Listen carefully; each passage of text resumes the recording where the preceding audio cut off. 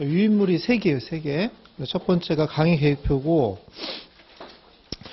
두 번째가 그 챕터 2 MCQ1 뭐 이런 거 있죠. 이거 하고, 세 번째가 챕터 2 프로블럼 2 수정 후 뭐 이렇게 해서 3개 있으니까 잘 봐주세요.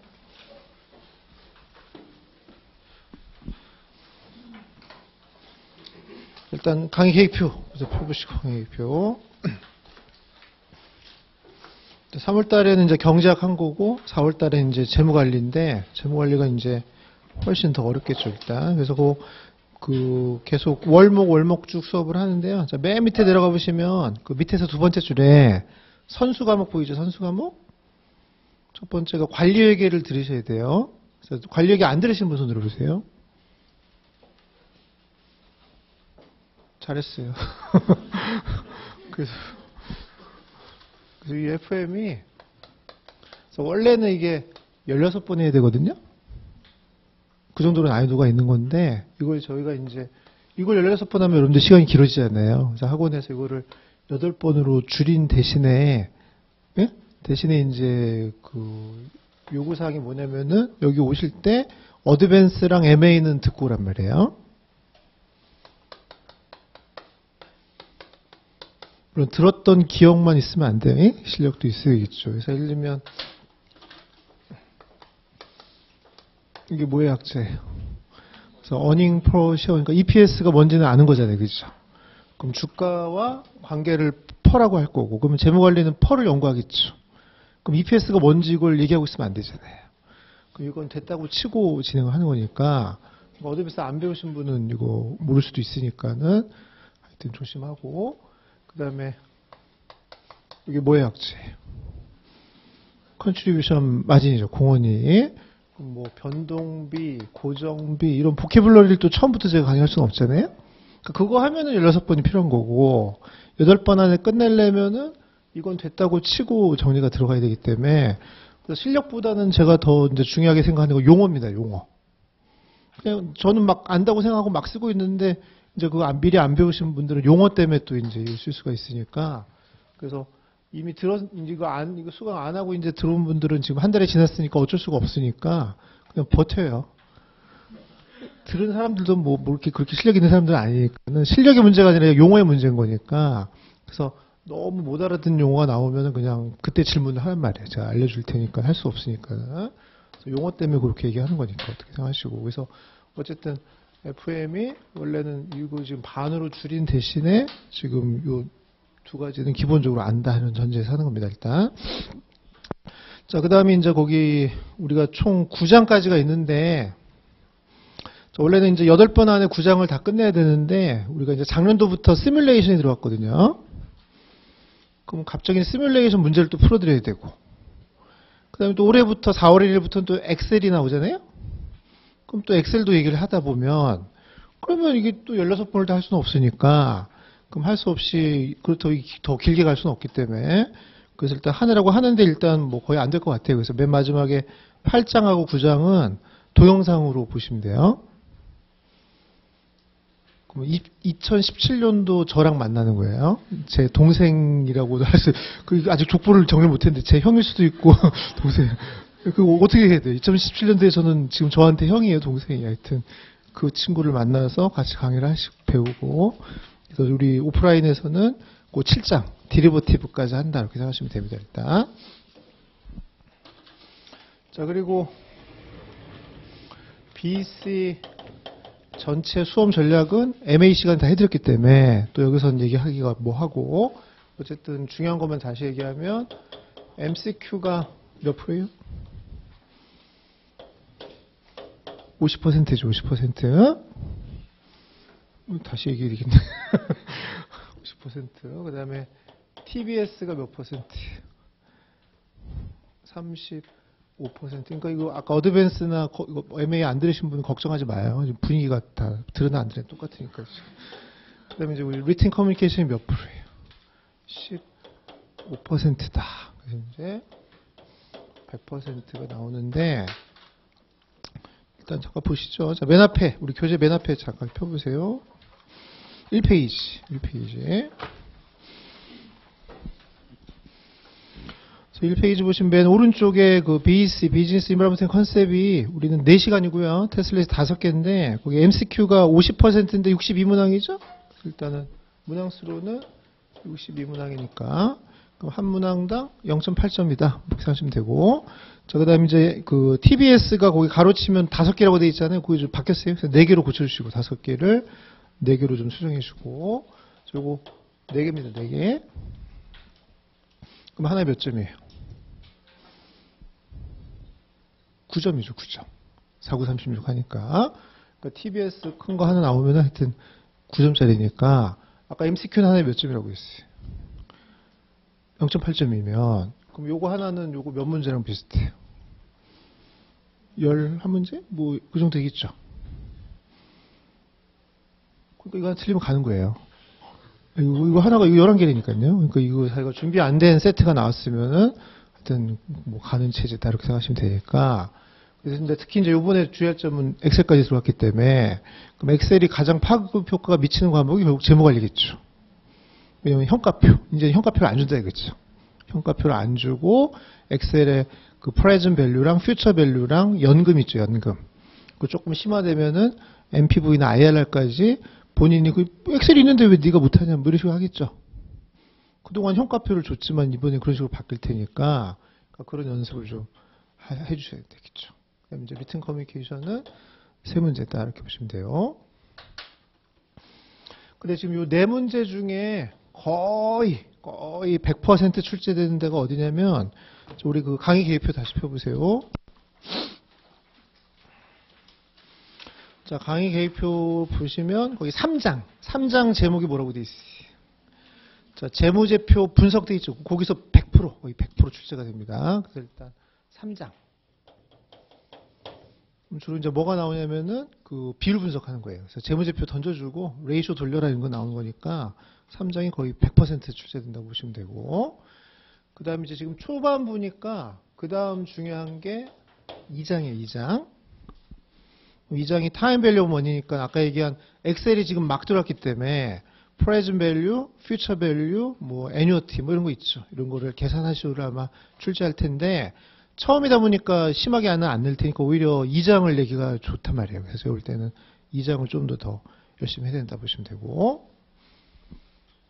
자, 그 다음에 이제 원래 재무관리 전통적으로 중요한 데가 어디냐면 5장입니다. 5장. 5장 제목이 뭐라고 되어 있어요? 캐피탈 스트럭처고, 그보다 더 중요한 데가 6장의 캐피탈 버지팅이에요. 이거는 원래 중요하고, 원래. 다 중요한 거죠. 원래 중요하고, 그 다음에 얘는 지금 현재 100% 출제되니까 중요하고, 얘는 엑셀이 추가됐기 때문에 또 중요해졌고, 뭐 이런 거예요. 그러다가 최근에 또 얘기 들어보니까 8장도 잘 나온대요. 8장. 다른 소리네요. 그죠? 다 중요했다고 보시면 돼요.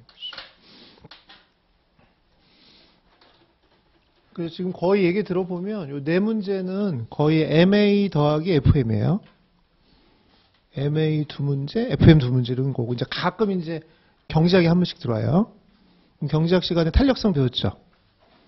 그럼 탄력성 뭐 계산하시면 이렇게 나올 수 있으니까, 그러니까 그런 경제학 관련된 문제를 하나 넣든가, 하여튼 그거 경제학이 하나 들어가도 최소한 3개는 FM 아니면 MA니까, 그러면 이제 지금 우리 책에 있는 시뮬레이션은 다 풀 줄 아셔야 되고, 또 베커에서 지금 만들어준 시뮬레이션도 다 풀 줄 알아요. 그래서 MCQ보다는 일단 시뮬레이션이 훨씬 중요한 시험이다 이렇게 보시면 되는데, 시뮬레이션은 어쨌든 리뷰 시간에 많이 풀어드리니까 일단 정규 수업 시간에는 MCQ 위주로 먼저 기본 정리는 해놔야 나중에 풀 테니까는 이제 MCQ 위주로 일단 정규 수업 시간을 합니다. 일단 그래서 일단 우리가 그 재무 관련한 게 원래 좀 어려운 과목이다 보니까 한 4회까지는 백허 책이 필요가 없어요.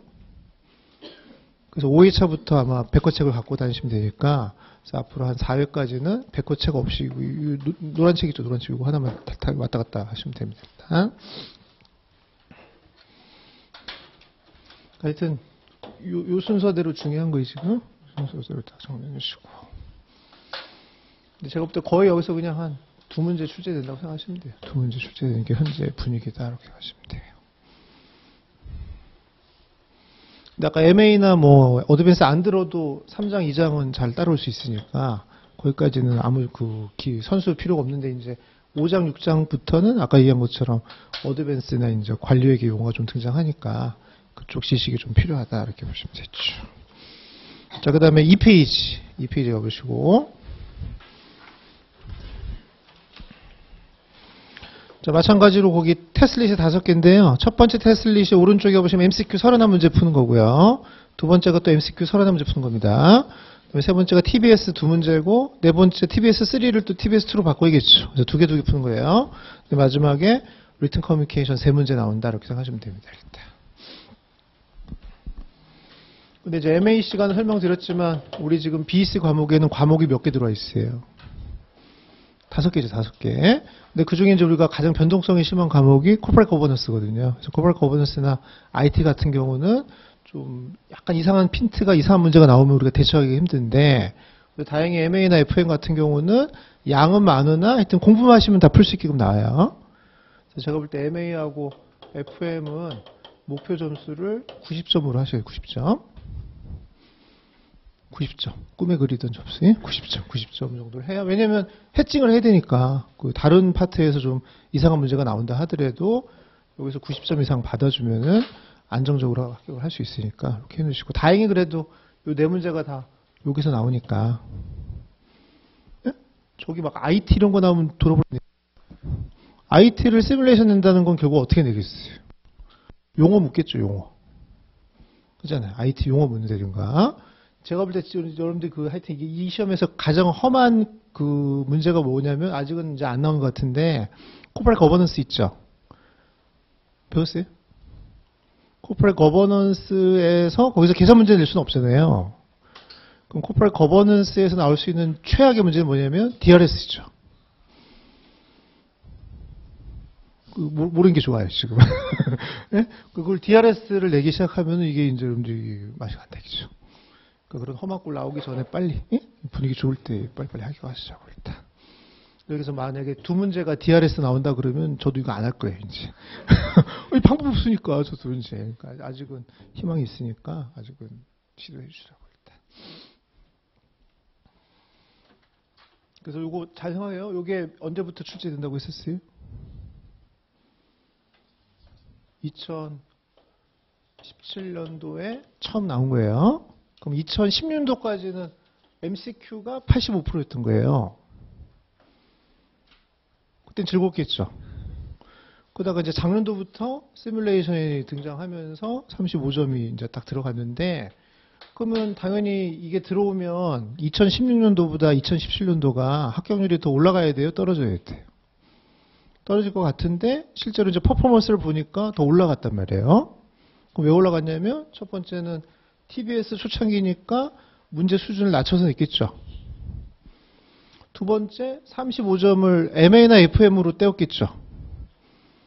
그러니까 원래 이게 85%면 막 CG나 IT 문제를 막 집어넣어버리면은 우리가 감당 못할 문제가 나올 수가 있는데, 다행히 FM이나 MA 같은 경우 우리가 안정적으로 맞출 수 있는 문제들이 쉽게 출제됐으니까 작년도는 오히려 퍼포먼스가 좋았단 말이에요. 우리 형이 강의할 때. 근데 이제 2018, 이제 여러분들 2018 세대니까, 2018은 그러면 합격률이 더 좋겠어요? 더 안 좋겠어요? 왜 안 좋겠어요? 합리적 추론을 해보면. 나이들 올리겠죠. 근데 그나마 또 엑셀을 집어넣는 거는 기회예요, 위기예요? 기회가 될 수 있는 게, 엑셀을 처음 낸 데다가 막 어려운 걸 내지는 않을 거 아니에요. 그럼 그나마 제가 볼 때는, 그나마 엑셀 초창기에는 아까 얘기한 프레젠트 밸류라든가 아주 쉬운 사례를 낼 수도 있으니까, 그럼 올해까지는 아직은 좀 괜찮을 수도 있다 이렇게 생각하시고. 근데 뭐 해봐야지 알죠. 근데 저도 아직 지켜보진 않았으니까 일단. 이제 오늘이 4월 며칠이에요? 5일이니까 이제 지금 이제 요번 달부터 이제 시험 보러 가는 사람들 있겠죠. 피실험자들, 마루타들, 그 사람들 결과물이 나올 텐데, 아무래도 4월, 5월은 그렇게 어려울 것 같지는 않은데, 이제 문제는 우리가 계속 이 시험은 불리한 게 계속 데이터베이스는 쌓이잖아요. 그잖아요. 누적과의 싸움을 해야 되잖아요. 그러니까 이게 빼고 이렇게 갈아주면 좋은데, 특히 BEC는 법이 아니다 보니까 계속 쌓아놔도 되거든요. 오디시나 갭 같은 경우는 바꿀 때 되면 바꿔줘야 되는데, 이거는 그런 게 없어요. 그냥 계속 쌓아놓고 기다리고 있으면 되는 거니까, 그러니까 가면 갈수록 점점 불리해질 수 있는 거죠, 이제. 아직까지는 좀 제가 볼 때는 괜찮다 이렇게 하시면 되고, 그래서 오히려 여기서 MA나 FM에서 비중이 높은 게 우리한테는 더 좋단 말이에요. 왜냐면 풀 문제도 많고 또 어차피 MCQ 하려면 공부량도 어느 정도 해야 되니까 제가 볼 때는 그래서 지금 합격률이 좀 괜찮다고 보시면 된다 이게. 그리고 이 시험은 무조건 그 균등하게 채점하는 게 아니고요. 난이도 봐서 채점하니까 너무 어려워도 그 걱정하지 말고, 물론 혼자만 어려운 건 문제죠. 근데 이제 그 윈도우에 문제가 너무 어렵게 출제된다면, 특히 그 디클레어 된 거 보면 알겠지만 2, 3, 4분기는 시험장 갔다 오자마자 점수 안 알려주잖아요. 그래서 모아서 예를 들면 4, 5에 본 건 언제 알려준대요. 6월 중순에 알려준 이유가 뭐겠어요? 저도 몰라요. 그러나 이제 엑셀의 시행착오를 줄이고자 하는 거죠. 엑셀을 처음 하다 보니까 이제 시행착오가 많을 테니까. 그래서 이제 떨어진 사람이 많다면 얘네들이 마크업을 해갖고 올려주려고 그런 취지가 있을 테니까. 그러니까 너무 어렵게 문제가 나왔다 하더라도 다 같이 어렵다면 좀 올려주기도 하거든요. 그러니까 너무 어려운 거에서도 너무 좌절하지 말고. 그러니까 자기가 의외로 생각보다 점수가 잘 나올 수도 있어요. 자기는 60몇 점이라고 생각했는데 딱 받아보니까 80몇 점이다 이렇게 될 수도 있으니까. 예? 만약에 이제 전부 다 어렵게 나왔을 때는 그렇게 생각하셔도 된다.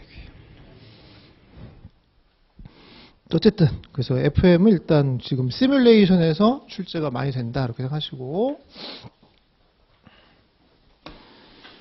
자 그럼 이제 개요는 설명했으니까 우리가 시간이 없기 때문에 막바로 수업으로 들어갑니다. 자 1-1페이지로 이동하시고요.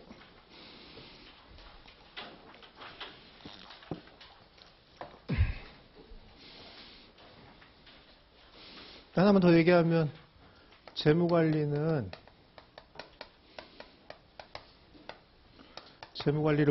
Y라고 하면 펑션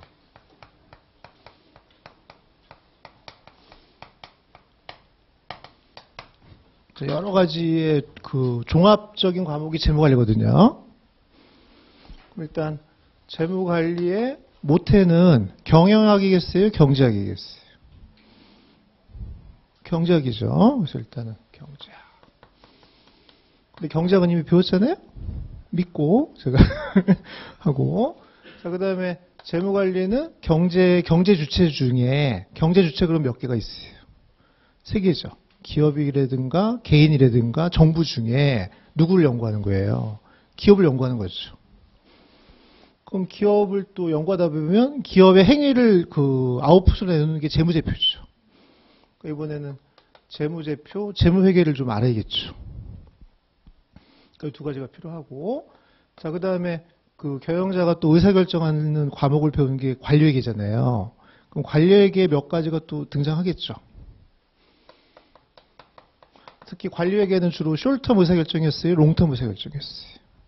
숄텀이었다면 재무관리는 롱텀일 거기 때문에 현재 가치를 고려하면서 해야 되니까. 그럼 여기 프로토타입을 가져다가 그럼 롱텀일 때는 어떻게 했느냐 뭐 이런 거 해야겠죠. 그런 것도 할 것이고, 그 다음에 이제 수학적인 공식도 몇 개 필요하겠죠. 약간의 미분이라든가 뭐 이런 것도 필요하고요. 그 다음에 통계라든가. 그래서 다 좌절한다고요. 듣다가 하고 다 뛰쳐나간 이유가 뭐냐면 이걸 다 알아야 되거든요. 이걸 완벽하게 다 알아야. 그리고 지금 재무관리에 있는 모든 공식이나 내용들은 다 노벨 경제학상 논문들이거든요. 그럼 그 결론들을 가지고 뭔가 얘기를 하자면 뭔가 이런 얘기들을 안 할 수는 없을 테니까. 근데 우리는 도출 과정이 중요해요? 그 결론이 중요해요? 결론이 중요하니까. 그럼 제가 도출 과정을 얘기 안 할 수는 없을 거 아니에요? 근데 얘기하면은 못 알아들으면 그냥 멍하고 있으라고요. 그럼 그렇게 하는구나 하고 별표 쳐라 그럼 그때 가서 하고 외우라면 할 수 없으니까 방법이. 그렇다고 안 할 수는 없잖아요. 그렇죠? 갑자기 공식을 써주고 외워라 이렇게 할 수는 없잖아요. 그럼 그 공식이 나오기까지의 과정을 얘나 그렇게 설명하다 보면은 그러면 이제 여러분들이 못 알아들을 수 있으니까 그런 부분은 알아서 이제 스킵을 해주시고. 근데 되도록이면 제가 수업 시간에 하는 얘기를 좀 알아들으려고 노력을 하셔야 돼요. 왜냐면 그게 다 리튼에 묻혀 나와요. 리튼 커뮤니케이션에 뭔가 물어봤을 때 자기가 대응할 수 있는 능력은 수업 시간에, 결국은 제가 수업 시간에 대부분 다 한 얘기들이에요. 근데 그걸 평상시에 한번 듣고 잘 이해했으면은 그 기억이 나서 딱 답을 할 수가 있을 텐데, 이제 제가 뭐 설명할 때 이제 멍 때리고 있다가 이제 결론만 외운 사람들은 거기서 좀 이제 삐끗가 날 수 있으니까, 그거 되도록이면 이해하려고 노력을 하시라고 일단. 그래서 재무관리가 가장 진입장벽이 높은 과목이에요. 하다가 시도하다가 이제 드랍되는 사람이 많으니까. 왜냐면은 재무관리 문제가 아니고 이런 것들의 영향들, 그러니까 선수 과목이 충실하지 못하면은 좀 떨어질 수 있는 과목이다 이렇게 생각하시라 할게요. 그래서 아까 얘기한 것처럼 요거를 대체할 수 있는 어드밴스랑 요거를 대체할 수 있는 MA 정도는 듣고, 경제학은 이미 들었으니까. 그 다음에 이제 수학이나 통계는 고등학교는 다 졸업했으니까 안다고 보고. 예? 근데 모르면 이제 그때 잠깐 설명해 주면 되니까. 예? 제가 설명해 주는데도 못 알아들으면 그거를 이렇게 카메라로 찍고 집에 가서 그대로 네이버에서 검색하면 지식인에 다 떠요. 노는 고삐리들 많거든요. 걔네들 쫙 글 올린 거 보고 대충 고등학생들한테 배우란 말이에요. 고등학생들한테. 그죠? 걔네들이 더 잘하니까 일단. 자, 1-1페이지로 펴주시고, 자, 그러면 이제 우리 재무관리에 대해서 잠깐 얘기를 하는데, 자, 사실은 재무관리는 두 개로 나눠요.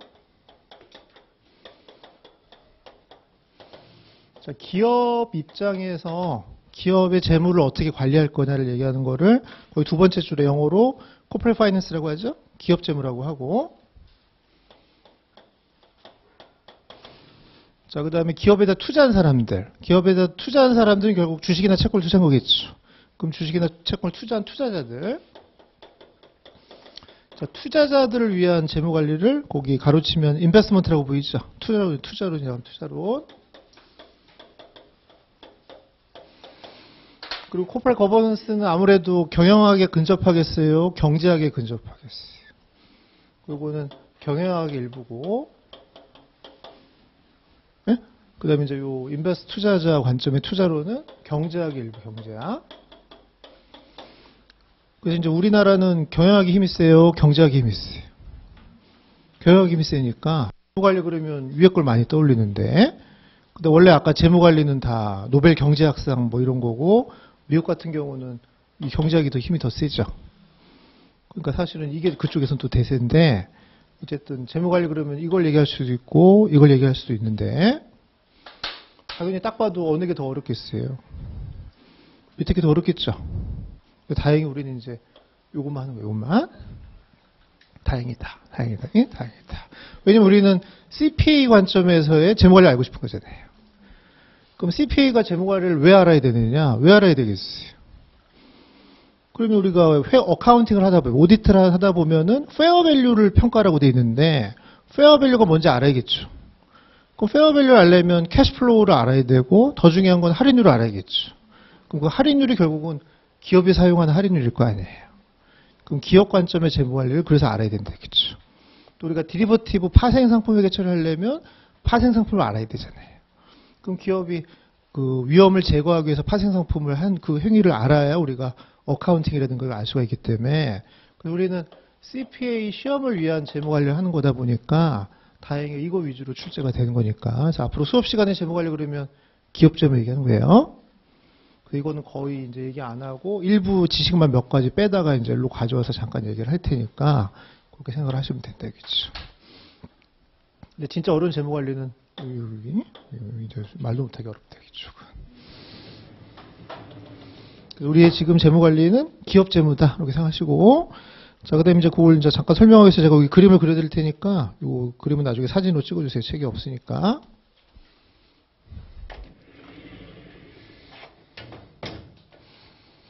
자, 기업. 자, 기업의 행위를 이제 두 가지로 나눠서 보는 거예요. 자, 경제학을 배웠다고 하니까 얘기도 되죠? 그럼 경제학에서 이제 재화나 용역이 거래되는 시장을 생산물 시장이라고 하죠. 그러면 생산물 시장. 그럼 생산물 시장이 이제 기업과 개인과 정부가 만나는 거 아니에요. 예? 그러면 그 기업은 생산물 시장에 재화와 용역의 공급자예요, 수요자예요? 공급자죠. 굉장히 유치한 얘기를 하고 있는 거예요, 지금. 그러면 그 재화나 용역을 공급하려면 만들어야 되잖아요. 그럼 만들려면 뭐가 필요해요? 그러면 생산 요소가 필요하죠. 그럼 생산 요소가 크게 몇 개 있다고 배웠어요? 3개죠. 토지, 노동, 자본이죠. 지금 200년 전 경제학을 얘기하고 있는 거예요. 그럼 토지, 노동, 자본이 필요한 건데, 이제 우린 재무관리니까 그 중에 뭘 연구하는 거예요? 자본이죠, 자본. 자본을 어떻게 잘 투입을 할 거냐, 그걸 연구하는 거고, 그거 말고 이제 노동이나 뭐 이런 걸 연구하는 거는 인적자원 관리나 뭐 그런 데서 하는 거잖아요, 일단. 우리는 어떻게 하면 돈을 잘 끌고 와서 생산물 시장에서 어떻게 잘 경영할 거냐, 그걸 다루는 게 우리 코퍼레이트 파이낸스다, 이렇게 생각하시면 된다, 그렇죠? 그럼 이제 우리는 자본을 끌고 와야 되니까 자본이 거래되는 시장에서 끌고 와야겠죠, 자본을. 그래서 우리가 이거를 자본시장이라고도 하고, 또 넓게는 금융시장이라고, 금융시장. 그러면 이에 반해서 생산물 시장은 앞으로 실물시장이에요, 실물시장. 크게 이제 두 축으로 나누는 겁니다, 시장을. 금융시장과 실물시장이 있는데, 실물시장은 주로 이제 생산물 시장을 얘기하는 거고, 그다음에 이제 금융시장은 자본시장을 얘기하는 거다, 이렇게 생각하시면 된다, 이게요. 자, 그러면 기업은 여기서 자본을 조달을 하는 거죠. 파이낸싱을 하는 거예요. 그래서 여기 앞으로 조달이라고 하고, 조달. 조달하면 현금 흐름이 유입이 돼요, 유출이 돼요? 유입이 되겠죠. 그러면 플러스 캐시플로우가 되는 거죠. 그럼 돈을 땡겨왔다가, 자, 그 돈을 가지고 여기에다가 이제 투자를 하는 거죠. 그럼 재고자산 살 수도 있고, 유용자산 살 수도 있고, 뭘 살 수 있잖아요. 하여튼 뭘 투자를 해야 되는 거니까. 그리고 이제 우리가 운용한다, 운용. 앞으로 이제 돈이라고 하지 말고 여기서는 자본을 캐피탈이라고, 캐피탈. 돈 그러면 천해 보이니까 우리가 이제 좀 약간 바꿔야 되니까. 예? 노벨 경제학적 논문에 돈 이름이 그러니까 자본 이렇게 하는 거니까. 예?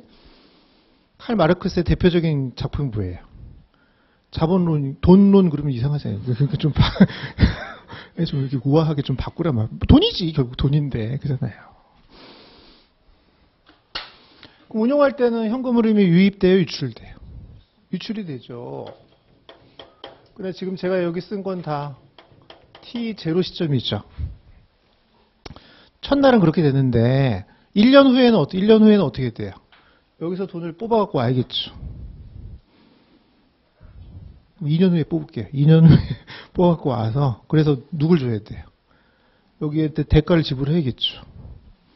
그걸 하는 거예요. 그러면 첫날은 조달을 해서 운용을 했지만, 1년 후에는 다시 운용의 결과물을 가져다가 저쪽 투자자들한테서 나눠줘야 되잖아요. 그럼 얘는 과연 어떻게 이 관리를 잘할 건지를 연구하는 게 재무관리인데, 누구 입장의 재무관리예요? 기업 입장의 재무관리라고 하니까 이제 코퍼레이트 파이낸스라고 얘기하는 거죠. 개인의 재무관리는 재테크죠. 그럼 인디비주얼 파이낸스죠. 그럼 개인의 재무관리예요. 그럼 우리가 재테크까지 해줄 수는 없는 거잖아요. 우리 지금 기업 관점에서 하는 거니까 기업의 재무관리 우리는 코퍼레이트 파이낸스다, 이렇게 보시면 된다, 알겠죠? 이해되죠? 그지? 자, 그럼 이제 T0 시점에서는 이렇게 됐지만 T1 시점에서는 여기서 뭔가 결과물이 들어오겠죠? 이게 이제 플러스 캐시플로우가 되는 거고, 그럼 요걸 또 여기다 나눠줘야 되잖아요. 그럼 채권자한테는 이자 주고 주주한테는 배당 줘야 되잖아요. 그럼 그 대가로 캐시플로우가 나오겠죠, 이런 식으로. 그럼 어떻게 이걸 잘 땡겨다가 잘 운용을 할 거냐, 그걸 이제 연구하는 학문이 코퍼레이트 파이낸스다, 이렇게 보시면 되는 거예요. 자, 근데 이제 우리 코퍼레이트 파이낸스는 이 기업의 이 결과물이 결국은 다 흔적으로 재무제표에 남을 거 아니에요. 그래서 그 재무제표를 통해서 얘기를 하면, 자, 에셋이고, 라이빌리티고, 이쿼티라면, 우리 BS 오른쪽은 부채랑 자본이니까 이건 주로 저쪽 시장 얘기해 주는 거예요, 이쪽 시장 얘기해 주는 거예요? 이쪽 시장이 결과물이죠. 그잖아요. 돈을 빌려왔으면 부채가 많은 거고, 증자를 했으면 자본이 많을 테니까. 그러니까 밸런스 시트 오른쪽은 금융시장의 결과물이다 이렇게 생각하면 되고, 그 다음에 왼쪽에 데빗은 이제 저걸로 인벤토리를 샀으면 커런트 에셋이 많을 거고, PP를 샀으면 난커런트 에셋이 많겠죠. 또 구글이나 이런 데는 다 연구개발했다면 무형자산이 많으면 또 무형자산 하는 거고. 그래서 요거는 주로 무슨 시장이에요? 실물시장, 실물시장. 앞으로 교육시라고 해서 여기는 실물, 여기는 금융이다 이렇게 보시면 된다 이게요. 그럼 이쪽은 결국 운용의 결과물이고 이쪽은 조달의 결과물이다 이렇게 생각하시면 되겠죠. 결과물을. 자, 그래서 1-2페이지 가보시죠. 1-2페이지 가서. 자, 맨 밑에 BS를 보시면 왼쪽에 에셋 있죠? 에셋에 이제 저 투자 운용하는 거를 인베스트먼트 디시전이라고 하는 거예요. 어떻게 투자를 잘할 건지 보는 거고. 오른쪽에 라이abili티 이쿼티의 관계를 파이낸싱 디시전이라고 보는 거니까 자금을 어떻게 조달할 건지를 또 의논하는 거고. 근데 투자를 하거나 조달하게 되면 리스크가 발생하잖아요. 그럼 리스크를 또 전체적으로 줄여야 되니까 맨 마지막에 리스크 매니지먼트라고 보이죠. 어떻게 하면 위험 관리를 잘 할 거냐. 뭐 이런 게 세 가지가 우리 기업 재무의 큰 이슈다. 이렇게 보시면 되는 겁니다. 이해됐어요? 여기까지. 자, 근데 이제 요거는 요 asset liability equity는 우리 저쪽 회계 기준 용어고요. 앞으로 재무 관리 시간에는 이런 용어는 안 쓰고 앞으로 어떤 용어로 좀 바꿀 거냐면 미리 외우시죠. 자, 1-5페이지 가보세요. 자, 1-5페이지 맨 위에 3번에 재무상태표의 재구성이라고 해놓고 네모 박스 보시면 왼쪽이 갭이고 오른쪽이 재무관리거든요. 그럼 우리 갭에서는 Ass는 equal liability plus equity지만 우리 재무관리에서는 Asset이라는 용어 대신에 앞으로 캐피탈이라는 말을 써요. 캐피탈. 네? 캐피탈. 그 다음에 liability 대신에 무슨 용어 쓰냐면 debt 보이죠? debt. 그 다음에 equity는 그냥 equity 쓰는 거예요. 그럼 이것도 번역을 잘해야 되는 거예요. 자, equity는 한국말로 뭐라고 번역해야 돼요? 자본. 캐피탈은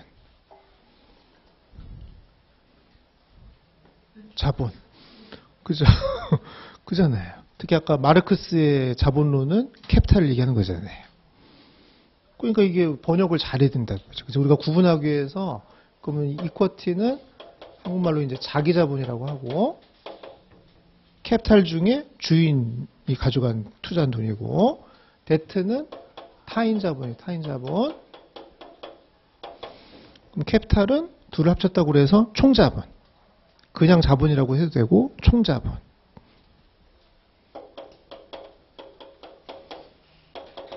이렇게 용어를 좀 외우시라고. 우리 재무관리 얘기할 때는 자본 그러면 굉장히 모호한 개념이니까 이쿼티 얘기하고 싶을 때는 타인 자본이라고 이제 번역하는 거고 캐피탈 얘기할 때는 총자본이다 이렇게 표현하시면 된다 이게. 영어로 할 때는 안 헷갈리죠? 헷갈려요? 근데 이제 한국말로 번역 잘못하면 헷갈리니까 한국말의 보캐블러리를 정확히 외우시란 말이에요. 그래서 앞으로 이쪽을 자기 자본이라고 하고 이쪽을 총자본이라고 한다 이렇게 보시면 되죠. 그럼 다시 1-2페이지 가서 오늘은 재무관리 첫 시간이기 때문에 제일 중요한 게 지금 알려드리는 보캐블러리를 다음 시간까지 다 외워갖고 오는 거고 두 번째 이따가 할 프레젠트 밸류 컨셉을 알려주면 그것도 연습해갖고 오는 거고 하여튼 두 가지가 오늘의 이슈예요. 자, 그러면 1-2페이지 위에 중간에 네모 박스 가보면 위쪽 요 투자를 어떻게 할 건지에 따라서 두 가지로 다시 나누는데 첫 번째가 캐피탈 버지팅이라고 보이죠? 한국말로는 자본 예산이라고 해서 거기 롱텀 에셋이라고 보이죠? 롱텀 자산을 어떻게 투자할 건지 결정하는 거니까 첫 번째 여기 뭐냐 첫 번째가 줄여서 캐피탈 버지팅이에요. 자본 예산이다 이렇게 보시고 자본 예산은 롱텀이다 이렇게 외워요. 자꾸 외우는 거예요. 할 수 없어요. 그러면 지금 한 얘기가 100% 이해가 되려면 수업을 다 듣고 그리고 동영상을 한번 다시 보세요. 보라고요. 예? 그럼 지금 한 얘기가 얼만큼 주옥 같은 얘기인지 알아들 테니까. 예? 그러니까 이게 뼈저리게 느낌이 올려면 그때 한번 다시 들으시라고. 그럼 앞으로 캐피탈 버짓팅 그러면 실물이에요, 금융이에요? 실물이다. 근데 롱텀이다. 이렇게 요약해요. 아니, 알려줬잖아요. 지금 실물이라고 했더니. 실물 중에서도 롱텀을 얘기하는 거다. 이렇게 하라고 해요. 그럼 실물 중에서 롱텀이 아니라 숄텀을 어떻게 관리하는지가 이제 두 번째가 워킹 캐피탈 매니지먼트라고 보이죠. 수연전 사무 관리니까. 워킹 캐피탈 매니지먼트도 역시 실물이죠. 실물. 그럼 여러분들 아는 대표적인 워킹 캐피탈은 뭐에서 뭘 뺀 거예요? 커런트 에셋에서 커런트 라이abili티를 뺀 거니까 그럼 커런트 에셋의 가장 대표적인 자산이 어카운트 리시버블하고 인벤토리죠. 그럼 커런트 라이abili티 중에 대표적인 게 어카운트 페이어블이잖아요. 그럼 그런 걸 어떻게 잘 관리하는 것도 결국 실물이죠. AR이니까. AR이 많은 게 좋아요, 적은 게 좋아요?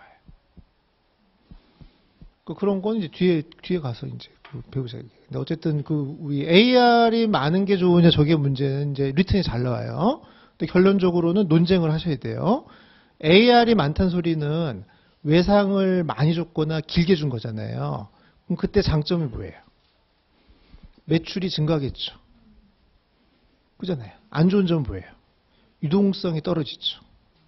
그잖아요. 여러분들 자동차 잘 팔리게 하려면 30년 할부해주면 돼요. 네? 벤츠 30년 후에 돈 내, 그러면 다 사간다고요. 그잖아요. 근데 당장 내라고 그러니까 못 사가는 거잖아요. 그러니까 결국 AR이 많다는 거는 그만큼 고객한테 유동성을 공급해 준 거잖아요. 그럼 결과적으로 고객이 물건을 잘 사가겠죠.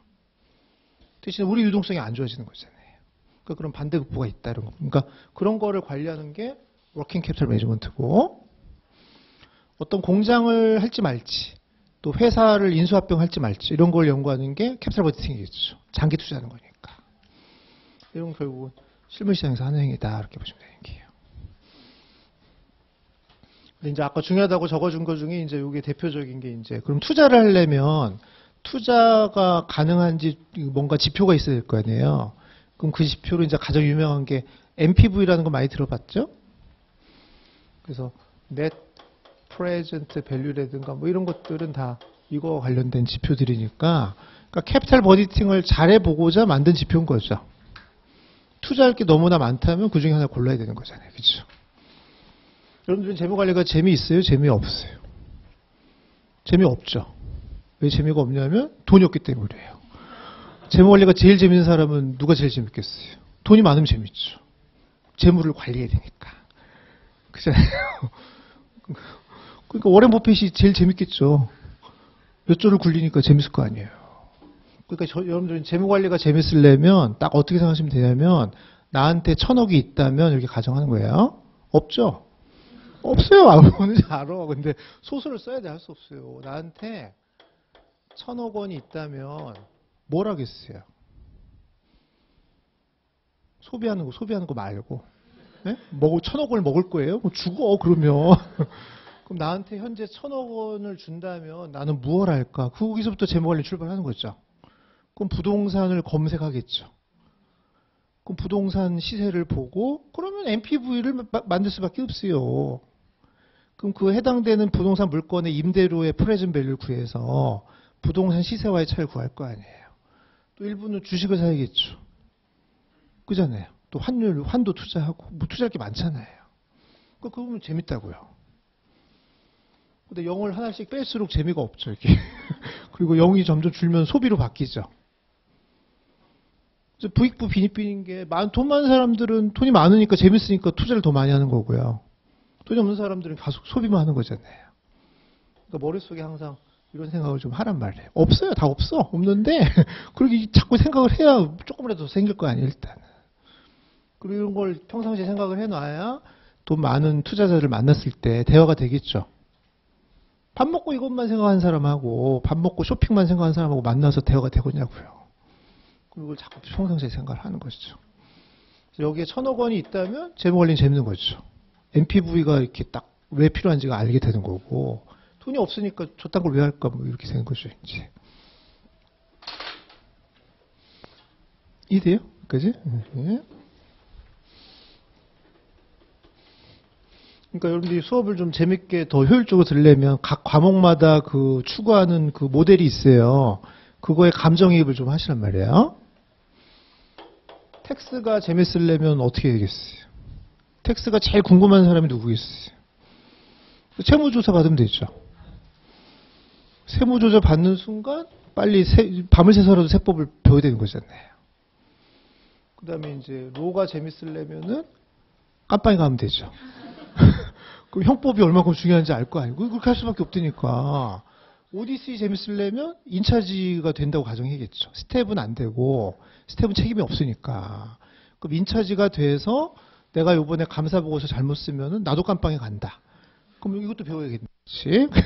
네? 그런 느낌을 해. 그러면 오디 절차가 왜 필요한지 중요한지 알겠죠. 회계감사를 한번 잘못하면 가는 거잖아요. 그잖아요. 특히 미국 같은 경우는 집단 소송이 있기 때문에 깜빵에 가는 게 아니라 그냥 사지를 다 털어야 된다고요. 그러니까 그런 리스크를 생각하면서 오디세이를 배우면 그게 재밌는 거고. 재무관리는 1,000억이 있다고 가정하면 재밌는 거고, 그죠? 네. 그럼 어쨌든 이쪽은 그러니까 지금 이게 워낙 중요하니까 제가 이 그림을 그려드는 겁니다. 그럼 앞으로 캐피탈 버제팅이나 워킹 캐피탈은 실물이에요, 금융이에요? 실물이다. 이 생각을 꼭 하란 말이에요. 그게 제일 중요한 컨셉이니까.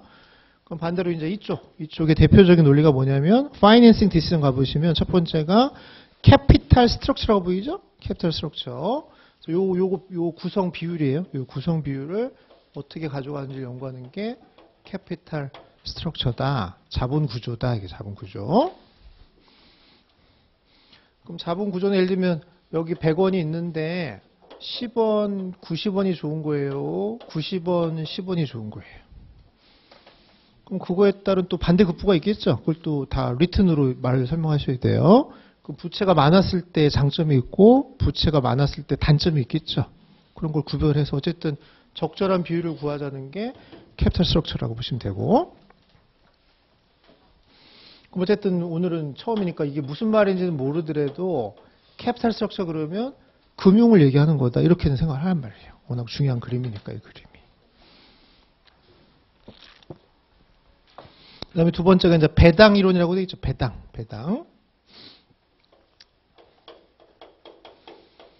자, 채권자는 이자 주는 거고요. 주주는 배당을 줘야 되는 건데 채권자한테 이자 주는 거는 무조건 주는 거지 우리가 안 줄 수는 없는 거지만 주주한테 배당 주는 거는 안 주고 유보할 수 있는 거죠. 그럼 유보하는 게 좋아요? 배당 주는 게 좋아요? 그럼 거기 또 논쟁이 붙겠죠. 그럼 그걸 또 논쟁할 수 있게끔 하는 거를 배당 정책 이론이다 이렇게 보시면 되겠죠. 이건 뭐 상대적으로 좀 중요성이 떨어져요. 그보다는 이게 중요하다 이렇게 보시면 되고. 미리 얘기하면 이거의 결과물은 WACC라고 해서 가중평균 자본 비용이라는 거를 나중에 산출할 줄 아셔야 된다 이게. 자, 한 달 후에는 웩도 계산할 줄 알아야 되고 한 달 후에는 NPV도 계산할 줄 알아야 되고 뭐 이런 걸 다 할 줄 아셔야 된다 이게. 계산할 줄 알거나 이 자리에 없거나 뭐 둘 중에 하나겠죠. 결정하셔야 돼. 그다음에 이제 마지막에 그 리스크 매니지먼트는 기업이 이제 저런 영업 위험을 제거하기 위해서는 뭔가 디리버티브라는 게 이제 개발된 거잖아요. 이제 우리가 선물, 옵션 뭐 이런 게 있잖아요. 그죠? 그럼 그런 상품이 뭐고 더 중요한 건 해지. 그럼 어떻게 해야 해지를 해야 되냐, 할 수 있냐, 그죠? 그럼 콜 옵션, 푸드 옵션, 뭐 롱, 숏 이런 얘기 나오겠죠.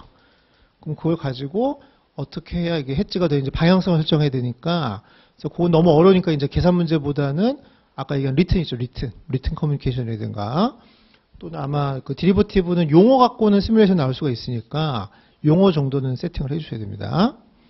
어차피 정부 얘기 때문에 디리버티브는 하는 거니까 거기랑 겸비해서 같이 해주시면 되는 거예요.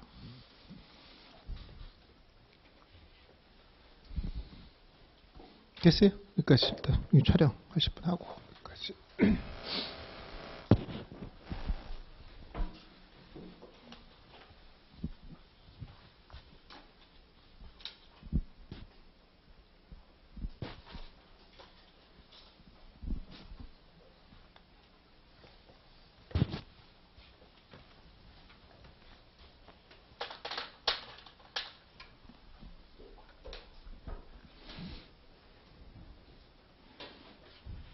자, 그럼 이런 재무관리를 기업에서 과연 누가 해야 되니, 그죠? 그래서 그 옆에 1-3페이지 가보시면 기업의 그 조직구조가 나와 있는데, 물론 총책임자는 CEO죠.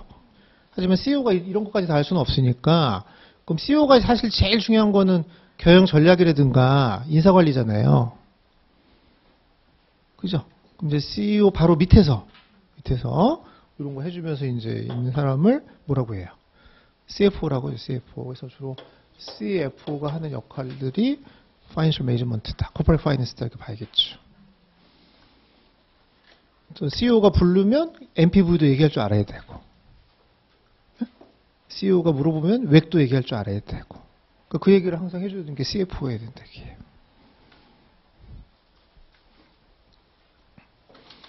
이 중에서도 기업의 성패를 좌우하는 게 결국 자본 예산이에요. 그래서 투자 잘못하면 한 방에 훅 가잖아요. 그죠? 기업이 아무리 장사가 잘 돼도 투자 하나 잘못하면 훅 가는 기업 많이 봤잖아요, 일단. 특히 M&A 잘못하면 훅 가죠. 승자의 저주 뭐 이렇게 저주받으면 가는 거니까. 그러니까 그런 걸 미리 계산해서 이제 그 지표를 알려줘야 되는 게 요 캐피탈 버지팅 NPV고, 경영자가 그런 것까지 못하니까. 그러니까 우리 CFO가 이제 이런 거 할 줄 알아야 되겠죠. 또 이제 여기서 배운 실력들이 이제 아까 얘기한 우리 어카운팅에서 나오는 페어 밸류 있죠. 공정 가치가 뭐냐 뭐 얘기할 때도 많이 영향을 주는 거니까. 그래서 원래는 요 챕터가 제일 중요하다 이거예요. 이 책에서는 이게 제일 중요한데, 근데 지금 시험이다 보니 시험 시료다 보니까 이제 아까 2장도 중요하고 3장도 현재는 중요하다 이렇게 생각하시고. 이거는 이 두 개 중에 이것만 얘기하는 거예요.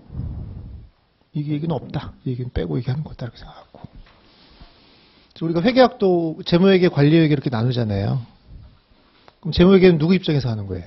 누구에게 정보를 제공하는 거예요? 주주, 외부 이용자. 관리회계는 경영자, 내부 이용자 이렇게 나누듯이 우리도 마찬가지로 재무관리 그러면 누구 입장에 따라서 기업 입장이냐 투자 입장을 어떻게 나누는데, 우리 이제 기업 입장만 한다 이렇게 생각하시고. 됐죠? 용어니까 용어 꼭 외워요. 용어 꼭 외우시고. 자, 그 다음에 자, 1-7페이지 가보시고. 1-7페이지.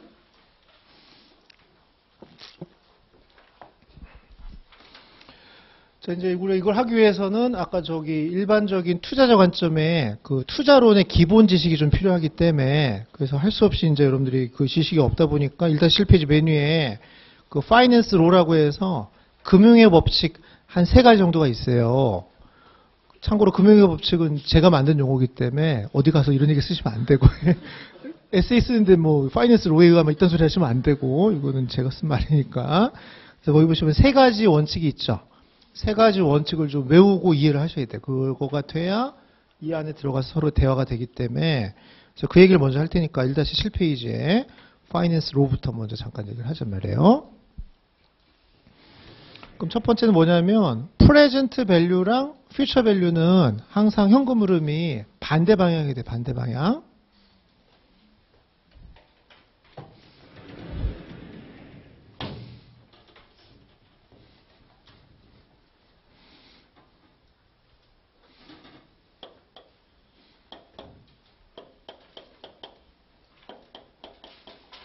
오늘 값을 present value라고 하고 미래 값을 future value라고 하는 거잖아요. 근데 정상적인 상황이라면 오늘 100원을 투자해서 1년 후에 120을 벌 수 있다면 수익률이 몇 프로예요? 20%다 이렇게 얘기하려면, 근데 우리 이제 캐시플로우 관점에서 보면 그럼 100원을 투자했다고 하면 유입액이에요, 유출액이에요? 유출인 거고요. 그럼 120은 유입이 된다는 거잖아요. 둘 다 마이너스일 수는 없는 거죠. 그럼 삥 뜯긴 거죠. 오늘도 100원 주고 1년 후에 120원 주고 이거 하는 거고. 그잖아요. 그러니까 합리적인 투자의 세계라면 오늘 100원을 뭔가를 투자했으면 1년 후에는 수확이 들어와야 되잖아요, 일단. 그럼 수익률이 몇 프로라고 할 수 있어요? 수익률이 20%라고 할 수 있잖아요, 그죠? 그럼 앞으로 투자한 사람은 오늘이 유출액이고 미래가 유입액인 거죠.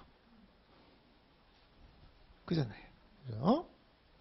어쨌든 이거는 반대 방향으로 가야 돼요. 그럼 이 반대편 사람은 어떻게 됐겠어요? 100원에 투자를 받은 거고 얼마를 줘야 되는 거예요? 120을 줘야 된다면 이 사람 입장에서 20%는 뭐겠어요? 비용률이죠, 비용률. 수익률의 반대말이니까. 근데 비용률, 이거 천박하게 들리잖아요. 지금 제가 처음 만든 용어니까. 그러니까 이걸 뭔가 이제 워낙 완만하게 만든 용어가 이제 그럼 수익의 반대말이 비용이고 그럼 자금을 조달한 거잖아요. 그래서 자본 조달에 따른 비용이라고 해서 앞으로 이거를 자본 비용이다. 예? 비용이다. 수익과 비용으로 표현해야겠죠. 자본 비용을 영어로 뭐라고 그래요? 비용을 영어로 뭐라고 그래요? 코스트. 자본은 캐피탈. 줄여서 코스트 오브 캐피탈. 코스트 오브 캐피탈.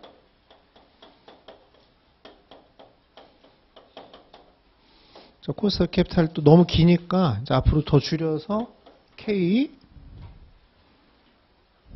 왜 K냐? 저도 몰라요. 노벨상 만든 사람이 그렇게 한 거예요. 노벨 경제학상 탄 사람이. 그러니까 이게 논문 만든 사람이 쓴 용어를 지킬 수밖에 없으니까 왜 그런 용어를 썼냐고 알고 싶으면 그 사람한테 물어보라고요. 수요 공급 곡선에서 수요는 뭐라고 표시해요? D. 공급은 S. 왜 DS라고 하는 거예요? 마샬한테 가서 물어보면 되죠. 마샬이 만든 법칙이니까.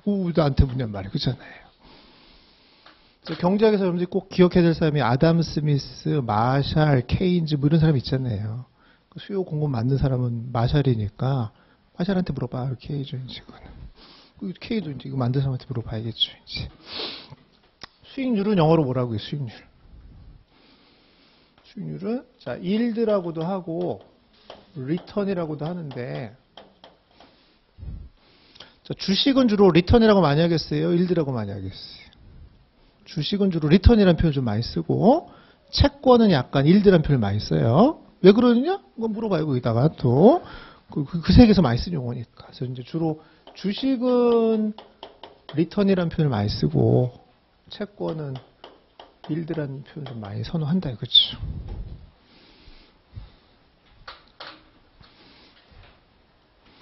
그럼 어쨌든 자금을 조달하는 사람은 오늘 present value는 유의백이고 future value가 유출액인 거고, 그죠?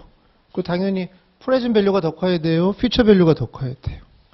future value가 더 크다면 조달한 사람은 갚아야 되는 게 더 커야 되는 거니까 그게 비용인 거죠. 투자한 사람은 받은 돈이 더 클 거니까는 수익인 거잖아요. 그래서 금융의 법칙 첫 번째는 present value랑 future value의 현금 흐름은 반대다. 이해됐죠? 어렵지 않으니까. 그러면 엑셀로 계산기 넣을 때도 반드시 반대부호로 넣으셔야 돼요. 그래서 엑셀에다가 present value랑 future value를 동일 부호 넣으면 엑셀이 멈춥니다. 엑셀도 그걸 알고 있단 말이에요. 예? 그러니까 반드시 부호를 반대로 입력을 해야 정상적인 계산이 가능하기 때문에 저 반대로 반드시 넣어주시라고.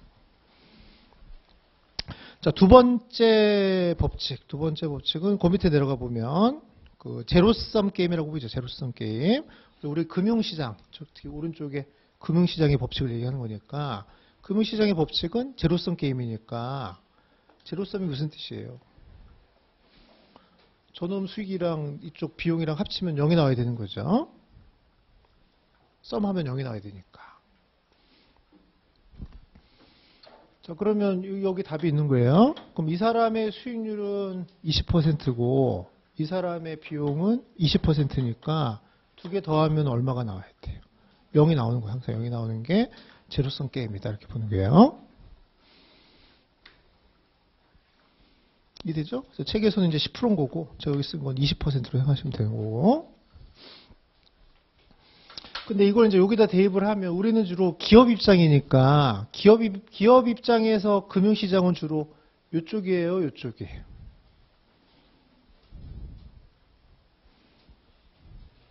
밑에 거겠죠, 밑에 거. 기업의 입장에서 보면. 그러면 여기 금융시장에서만 보는 거예요. 금융시장 입장에서 보면 요게 기업인 거고 여기가 투자자인 거잖아요, 그죠? 이해해요? 예, 이해됐다고 치고. 그럼 기업 입장에서 보면은 항상 자본을 조달하게 되면 자본 비용이 존재하는 거잖아요. 근데 조달 방식이 데트랑 이쿼티가 두 개 있다면 자본 비용도 두 종류가 있겠죠. 들어요? 굉장히 논리적으로 얘기하고 있는데 지금 제가 그잖아요. 기업이 금융시장에서 조달을 한다는 건 요 입장일 수밖에 없잖아요. 그럼 반드시 비용이 존재하는데 그 조달의 방식이 데트 아니면 이쿼티 두 가지가 있다면 K도 두 가지가 있다는 거 아니에요. 그러면 데트를 조달할 때 비용이 있을 거고 이쿼티를 조달할 때 비용이 있을 테니까 앞으로 데트를 조달할 때 비용을 K 데트라고 표현한다 이게요. 그 다음에 이쿼티를 조달할 때 비용을 K 이쿼티다 이렇게 표현하겠다 이거죠.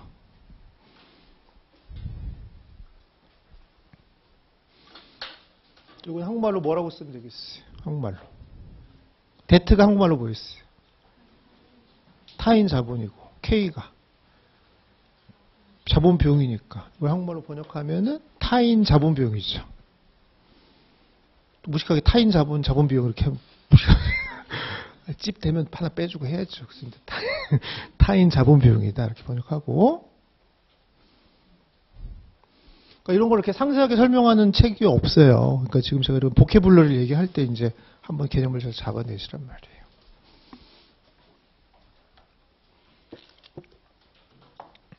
이건 한국말로 뭐예요? 자기 자본 비용이죠. 자기 자본 비용이다 이게요. 나중에 이제 제목 관리 한국 책 읽을 때 자기 자본 비용 그러면 코스트 오브 이쿼티를 얘기하는 거고 타인 자본 비용 어쩌죠 그러면 코스트 오브 데트를 얘기하는 거다 이렇게 알아두시면 되는 거예요. 이랬죠? 까지. 그럼 잘 생각해 보세요. 그러면 코스트 오브 데트는 여기 수익률 중에 누구의 수익률하고 같아야겠어요? 제로섬이니까 둘이 더해서 0이 나오려면 이 절대값이 같아야 되잖아요. 그럼 코스트 오브 데트와 동일한 거는 채권 수익률 1되겠죠.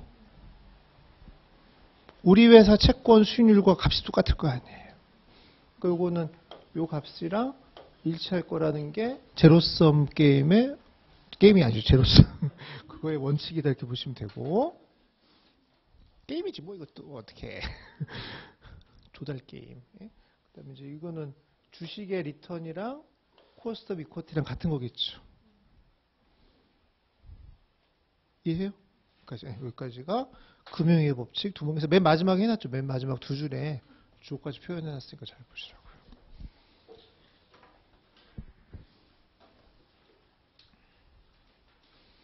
여러분들이 이제 어떤 기업의 CFO인데 우리 기업의 그 코스트 오브 데트를 알고 싶어요. 그 원래는 내가 직접 계산을 해야 되지만 금융시장에 나가보면 우리 회사 본드가 거래되고 있을 거 아니에요. 그럼 그 본드 시세표의 수익률을 클릭해보면 그게 나한테는 코스트 오브 데트죠. 요거 구하는 게 편해요. 요거 구하는 게 편해요. 이거 구하는 거는 금융시장에 계속 시세가 올라가 있으니까 그럼 이걸 통해서 이걸 역산하자는 거죠, 지금. 그러니까 코스트 오브 데트를 직접 구하는 건 없어요. 그냥 본드 일들을 구한 거를 코스트 오브 데트로 하는 거죠. 금융시장에서 맨날 계산해주고 있는데 우리가 굳이 그걸 계산할 필요는 없잖아요.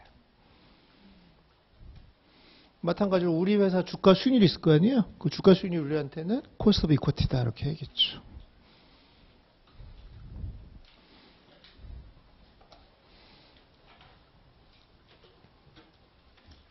이랬어요? 까지 두 번째 원칙이다 이렇게 보시고 당연히 이 비용은 큰 게 좋아요? 작은 게 좋아요?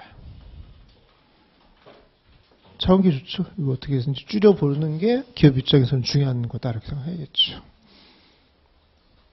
싸게 빌리는 게 좋잖아요. 응? 그래서 맨 밑에 두 번째, 그래서 그 제로섬은 그 금융시장의 투자 수익률은 위에 걸 얘기하는 거고 기업의 자본 비용은 밑에 걸 얘기하는 건데 제로섬이 되려면 둘의 절대값이 같아야 된다 그죠? 근데 문제는 우리가 자본 비용이 두 세트가 있다고요. 그럼 데트는 본드 상품에 대한 수익률을 갖다 쓰고 이쿼티는 주식 상품에 따른 수익률을 갖다 쓰면 그게 각각 일치할 거라고 했으니까 그냥 가져다 써도 되지 않겠네요. 그죠?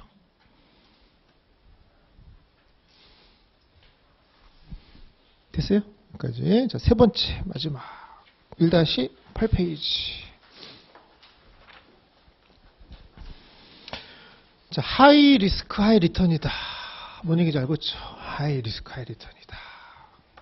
뭔 얘기예요? 위험이 클수록 수익을 더 줘야 된다는 거니까. 여기서 자정할게요. 그럼 하이 리스크, 하이 리턴이란 말은 이쪽 얘기하는 거예요? 이쪽 얘기하는 거예요? 이쪽이죠. 리턴이니까. 그럼 이 사람들이 볼 때, 데트가 더 위험해요? 이코티가 더 위험해요? 투자자 입장에서 볼 때 저 회사 채권자가 되는 게 더 위험한 거예요? 주주가 되는 게 더 위험한 거예요? 주주가 되는 게 더 위험하다. 왜 더 위험해요? 라고 리튼에서 물어보면 그렇게 쓸 줄 아셔야 된다고. 그거가 이제 평상시에 그걸 계속 이해했느냐 못했느냐 그 차이라고 생각하시면 된다 이거죠. 그럼 주식이 채권보다 왜 더 위험하느냐? 그럼 리스크를 정해야겠죠. 리스크는 뭐예요? 리스크는 그럼 불확실성이죠. 그럼 미래 내가 받을 수 있는 돈의 불확실성이 채권은 이자로 고정이 돼 있잖아요. 근데 배당은 불규칙하니까 불확실성이 많다 이렇게 얘기해도 되고, 두 번째는 우리 주식은 채권자부터 다 나눠주고 주주가 나중에 먹는 거잖아요. 그럼 먼저 먹는 놈이 아무래도 안전빵이죠. 떡이 생겼는데 얘부터 주고 나 마지막에 준다고 하면 이 사람이 좀 안정적으로 먹는 거고, 마지막 먹는 사람은 못 먹을 수도 있잖아요. 그럼 그렇게 생각하면 데트가 더 위험해요? 이코티가 더 위험해요? 이코티가 더 위험하다면 어떤 수익률이 더 커야겠어요? 주식이 더 커야 돼요? 채권이 더 커야 돼요? 그렇죠? 주식이 더 커야 된다면 예? 여기 와서는 K가 더 커야겠죠.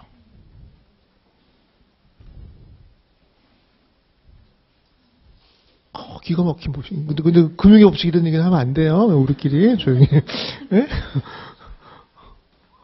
그 세 번째는 그 네모박스 있고 이해되죠?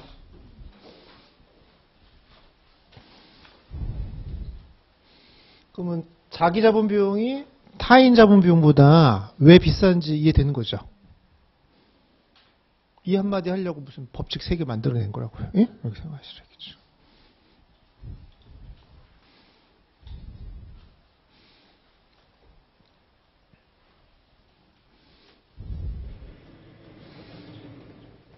자, 그러면 기업 입장에서 보면 한번 가상으로 한번 해볼게요. 제가 BS를 만들어 보는데 여기가 데트고 여기가 이코티인데 여기 뭐라고 있어요? 캡탈인데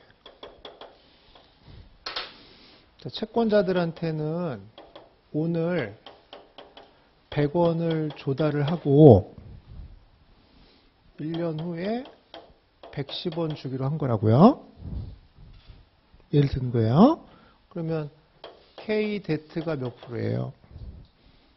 10%다 이렇게 얘기할 수 있죠. 그잖아요. 그리고 여기 100원이 들어오고 100원이 들어온 거죠. 이렇게. 그 다음에 이코티한테는 너 나한테 100원 주면 이때 110원 줄게 이러면 안 빌려주겠죠? 왜? 하이 리스크, 세임 리턴 이런 거 싫어한다 이거죠. 똑같은 돈을 빌려주는데 왜 리턴이 같아야 되냐 그렇죠. 리스크가 더 크니까. 그러니까 당연히 얼마 이상을 제공해 줘야 돼요. 110원 이상을 제공해야 되니까. 예를 들면 120원을 주기로 가정했다면 그러면 K 이코티는 20% 이런 관계가 있어야겠죠. 얘가 분명히 10%보다 커야 된다 이게. 그러면 여기에 100원이 들어오면서 얘는 200원이 된 것이잖아요. T0 시점에. 들어요? 네, 여기까지. 그러면 경영자, CFO나 경영자 입장에서 보면 요 200원이란 돈을 들고 이제 아까 실물시장으로 우리가 들어가서 투자를 함에 있어서 200원의 반은 10%고 반은 20%라면 200원의 전체 비용은 몇 프로라고 할 수 있어요? 그럼 그거를 평준화해야겠죠. 은행에서 돈을 2개 빌렸는데 100은 10%고 나머지 100은 20%라면 200 전체는 몇 프로냐고 물어보면 에버리지 할 수밖에 없잖아요. 몇 프로예요? 15%겠죠. 돈에 무슨 선입선출법이 있어요. 뭐가 있어요. 그러잖아요. 싼 돈 먼저 선출하고 뭐 이런 게 없잖아요. 그러니까 그냥 평균적으로 쓰는 거 아니에요. 그냥. 그러면 이런 상태라면 얘 평균 비용은 15%라고 할 수 있잖아요. 200 전체는. 그러면 그 15%는 얘와 얘를 가중평균한 거잖아요. 그래서 아까 뭐라고 한 거예요? 그걸 우리는 WACC라고 하는 거예요. Weighted Average Cost of Capital이라고 하는 거죠. 그럼 뭐와 뭐를 웨이트한 거예요? Cost of Debt랑 Cost of Equity를 평준화한 거. 그럼 기업 입장에서 보면 웩을 아는 게 굉장히 중요한 일이죠. 어차피 섞여 있을 테니까. 그러면 저 200억을 들고 평균 비용이 15%라는 걸 알았으니까 뭔가 부동산 투자를 하더라도 15% 이상 거를 투자해야겠죠. 그래야 저 투자자들을 다 만족시킬 거 아니에요. 이 돈을 다 줄려면 저 200을 어디다 투자했을 때 15% 이상의 수익이 나는 걸 투자해야 되는 거잖아요. 그럼 저 15%가 아까 이제 저걸 가지고 투자할 때 가장 대표적인 이론이 자본 예산이었잖아요. 그럼 자본 예산에서는 뭔가 할인율이 필요할 거 아니에요. 그 할인율이 이제 저 15%가 되는 거예요. 듣다 안 듣다 그렇죠, 지금 내 말을 지금. 그러니까 얘를 잘 떠올려 보면 얘는 200억이 유입액이에요, 유출액이에요. 그러니까 이제 조달한 거는 유입액이고 투자하는 순간 200억은 유출이 되는 거죠. 200억이 유출이 된 거예요. 그러면 1년 후에 얼마 이상은 벌어야 이 사람들 다 줄 수 있어요. 더하면 230이 되겠죠. 230 이상이 줄 거 아니에요. 근데 결국 230이라는 건 몇 프로예요? 15%가 되는 거죠. 근데 그건 또 우리가 똔똔 치자고 또 이거 하는 건 아니잖아요? 그럼 최소한 얼마 이상은 나와야 돼요? 230 이상은 나와야 우리가 뭔가를 투자를 잘했구나 이렇게 하는 거죠. 그럼 만약에 300을 벌었다면 수익률이 몇 프로예요? 50%니까 대박이죠, 대박. 그러면 200 넣어서 300을 벌어가지고 얘한테 얼마 줘요? 1년 후에. 110원 주면 얼마 남아요? 190원 얘 주면 되는 거잖아요. 그럼 얘는 예상보다 90원 더 먹는 거잖아요. 그러니까 투자를 잘한 모든 성과는 주주가 다 먹는 거죠. 대신 만약에 이게 150원밖에 없다면 150원 중에 얘부터 줘야죠. 그럼 얘는 40원밖에 못 먹는 거죠. 그러니까 더 먹는 것도 얘가 더 먹는 거지만 까이는 것도 얘부터 까이는 거죠. 그잖아요. 그러니까 얘가 안전하고 얘가 위험이 크다 이거예요 지금. 그럼 어쨌든 300을 번다면 좋아요 안 좋아요? 좋은 건데 우리가 모든 투자에 대해서 이렇게 그림을 그려가면서 좋아요 안 좋아요 이렇게 물어볼 수는 없는 거죠. 그럼 아까처럼 1000억 그런데 1000억 정도 투자하려면 물건이 한 수십 건 있을 거란 말이에요. 그죠? 그럼 그걸 빨리 엑셀로 긁어서 NPV표를 쫙 만들어내야지 언제 이러고 있겠어요. 그죠? 그러니까 뭔가 알고리즘화 시켜야겠죠. 이걸. 컨셉을 이해했으면 이제 그다음부터 빨리 지표를 마련하는 거예요. 그럼 우리는 이 돈의 프레젠트 밸류가 200을 초과하면 되는 거 아니에요. 근데 이 돈의 프레젠트 밸류를 구하려면 디스카운트 레이시 필요한데 그걸 이제 그때 이제 뭘 쓰라는 거예요. 저 웩을 쓰래요. 웩을. 이제 나중에 하겠죠. 미리 얘기를 하면 그러면 NPV라는 건 뭐냐면 오늘 200원 투자한 돈하고 1년 후에 300원 들어온 돈이 있을 거 아니에요. 그럼 이 300원을 1.15에 1승으로 이렇게 할인을 하라 이거죠. 그럼 지금 0보다 크게 나와요? 작게 나와요? 크게 나오겠죠. 지금 얘가 200보다 클 거 아니에요. 이러면 얘가 230이어야 0이 나오는 거예요. 그러니까 230보다 더 크기 때문에 플러스가 그러면 NPV가 0보다 크면은 결국 저 사람들 다 만족시킬 수 있는 거니까 그건 투자 가능한 거고 NPV가 마이너스면 잘라야겠죠. 일단 그러면 투자 대안에서 자르고 해야겠죠. 천억 원이 있다면 저렇게 한다 이거예요? 천억 원이 있으면 그 서울에 나와 있는 부동산 시세를 쭉 살펴본 후에 그들의 NPV 값을 구해서 NPV가 마이너스인 건 빨리 엑셀에서 딜리트 시켜버리고 그러면 NPV가 플러스인 것 중에 천억으로 조합을 그룹핑해서 최적화되는 그룹비를 찾아야겠죠. 그게 투자한 사람들의 그 논리겠죠. 그잖아요. 합리적 투자는 그렇게 하는 건데, 이제 굉장히 비함적이고, 예? 감정적인 투자는 이런 식으로 안 하고요. 그냥 지나가다가 저 부동산 좋아. 나는 2층이 좋아. 뭐 이딴 소리 나면서, 그러면은 그건 투자가 아니죠. 그잖아요. 그게 아니고, 물건을 분석을 해서, 예? 냉정하게 디지털로 하는 거죠. 완전히 그 값이 최대가 되는 뭔가를 찾아내야겠죠.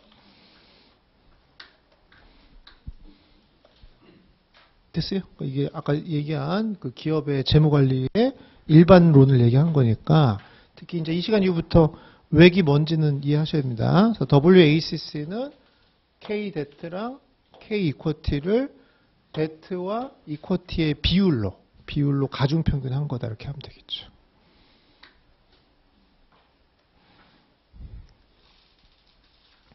그리고 예제에서는 웩은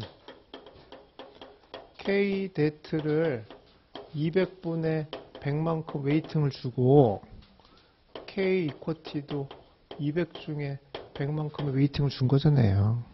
그래서 15% 나왔다 이렇게 생각하시면 되고. 근데 여기가 만약에 50이고 여기가 150이면 웩이 바뀌겠죠. 그럼 또 이거 막 바꾸고 싶죠? 구성 비율을. 그게 이제 캐피탈 스트럭처죠. 아까 얘기한 자본 구조로는 저 두 가지 구성 비율을 바꿔보면은 웩이 자꾸 바뀔 거 아니에요. 그런 거에 또 최소 값을 찾는 거죠, 이제.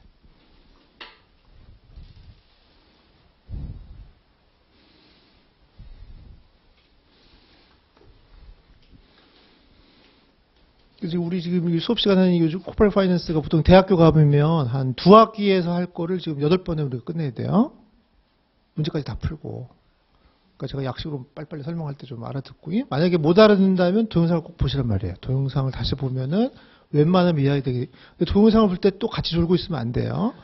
그 타이밍에서 또 졸면 큰일 나는 거니까, 예? 지금 졸았는데 또 그때 졸면 큰일 나는 거니까, 하여튼, 그때 정신 바짝 차리고 한번 또 들으시란 말이에요, 일단. 때려 죽여도 못 알아듣는 거 그런 건 없어요. 그러니까 내가 이해가 안 되면 또 들으시면 돼. 하여튼, 안 되면 3회독 이상해서 안 되는 거 없으니까, 어려우면 또 듣고 해서 그냥 3번 들으면 난 다 알 수 있다 이렇게 생각하시라고. 왜냐면 지금까지 설명한 거 어디에도 고도의 수학 지식은 없잖아요, 지금. 이거? 그잖아요. 고도의 무슨 통계 지식인 것도 아니고. 지금 제가 굉장히 알기 쉽게 편안하게 얘기를 한 건데, 어쨌든 전반적인 얘기를 하다 보니까 약간 이해가 부족한 부분은 다시 들으시면 돼요. 강의를 다시 들으면 완벽하게 이해가 될 수 있는 거지. 그렇죠? 그럼 여러분들은 NPV부터 구해야겠어요? 웩부터 구해야겠어요? 그죠? 그 순서 이해되죠? 그럼 웩을 구하려면 뭐부터 구해야 돼요? 그러니까 그 순서대로 가는 거예요. 그럼 이거와 이제 아까 4장인가 5장이고 저기가 6장 이렇게 해야겠죠. 얘 둘을 구해서 웩을 구하고 웩을 구해야 NPV를 구하고, 예? 또 NPV를 구한 후에는 여러 개 중에는 또 골라내는 규칙이 있겠죠. 어떤 게 좋은 건지 또 찾는 규칙도 배우고 이렇게 하는 거예요. 근데 이제 이 과정이 이제 엑셀로 이제 여러분들이 만약에 하게 되면은 계산량이 더 많아지는데 아직은 초창기니까 이제 이거보다는 그냥 단순한 present value, future value 급에서는 올해는 나올 테니까 올해는 그나마 좀 낫다 이거예요, 이제. 근데 이제 2019 정도 되면은 이제 엑셀 2년 차잖아요? 내년도가 되면. 그럼 이제 또 이제 더 넣어보겠죠. 더 넣어보고 이제 해보겠죠, 이제.